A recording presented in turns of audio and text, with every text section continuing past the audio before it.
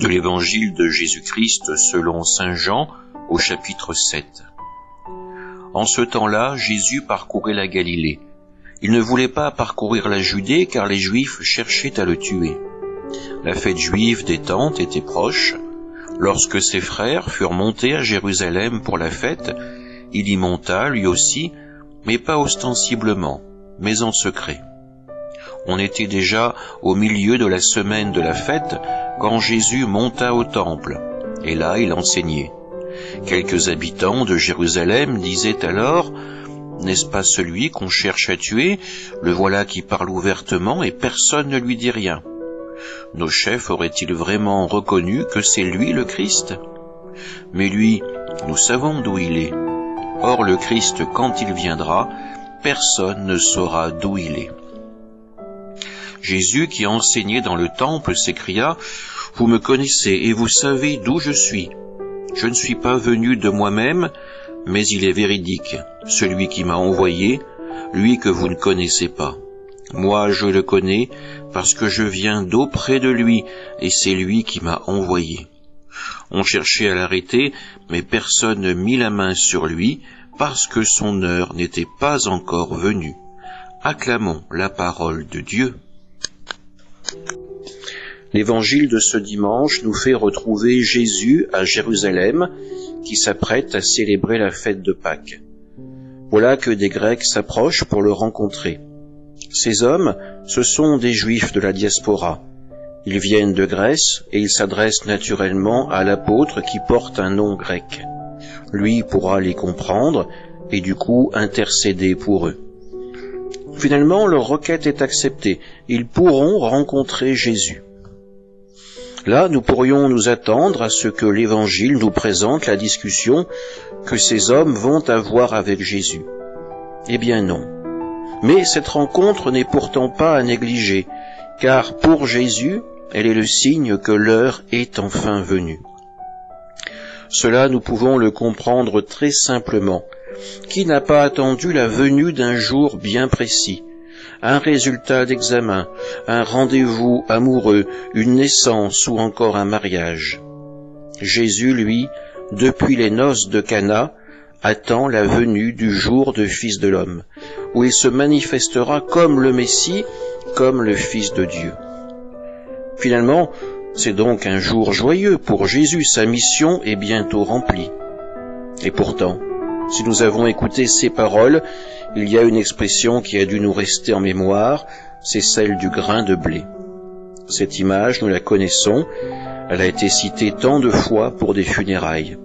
Ce grain de blé tombé en terre, cette image de la mort terrestre, dans l'attente de la résurrection dans le royaume de Dieu. Et nous entendons aussi l'angoisse qui est celle du Christ vrai homme, la peur de la souffrance, de la mort. Mais pourtant, en dernier lieu, c'est la confiance au Père, c'est la foi au Christ qui seront les plus fortes. Jésus ne craint plus de s'abandonner dans les mains du Père. Quant à nous, ce résultat est plus dur à atteindre. Vous connaissez tous cette histoire orientale du rendez-vous avec la mort. À Bagdad, il y a un vizir. Un soir, il doit s'entretenir avec son sultan.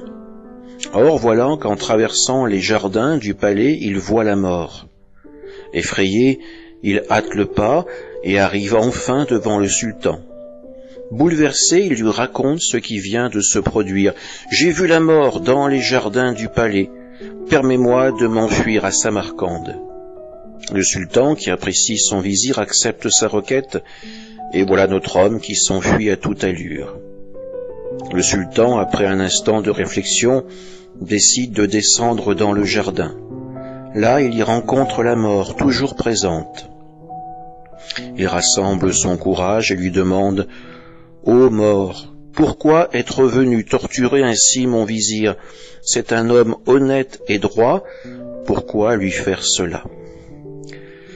La mort se gratte le crâne un instant, puis regarde le sultan. Sa voix résonne alors.